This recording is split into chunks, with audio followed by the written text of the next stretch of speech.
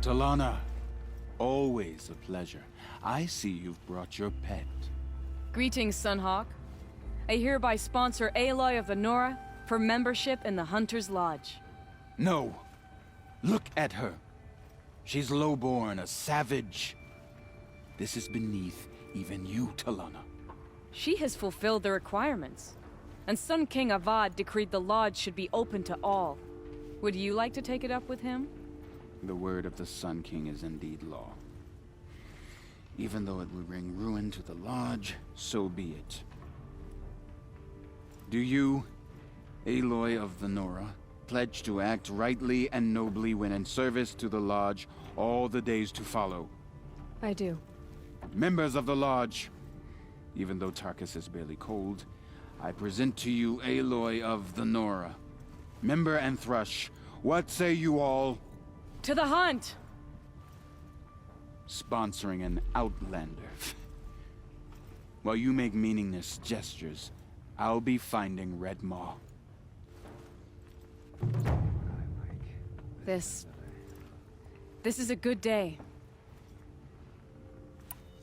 I know why I hate Assis. Why do you? My family has always boasted members in the Lodge. My father and brother were both Hawks. Assis let their sacrifice be forgotten. What sacrifice? They died in a massacre. They should be honored as Hawks. Instead, Assis will not let anyone mention it. How did your family come to be members of the Lodge? Karja noble houses have sent sons to the Lodge for generations. Because they needed another place to lord over the commoners. I want to change that. The idea that someone is worthy or not by virtue of birth alone. Everyone thinks they have me pegged as soon as they hear Talana Khan Padish. I hate that. I understand. My whole life I lived as an outcast from the Nora. They would have been the first to say I wasn't one of them. Yet as soon as I leave the sacred lands, everyone calls me Aloy of the Nora.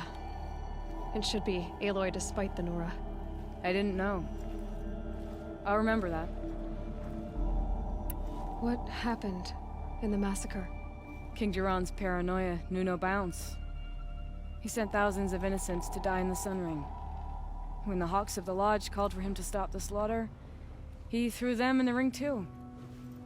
Yet when the machines attacked the condemned, more Hawks leapt into the ring to defend them. And my father and brother were among them. I'm so sorry. What happened to the men in the Sun Ring? They died fighting. If you wish to hear the story, Legan can tell it better. He saw it with his own eyes. I did not.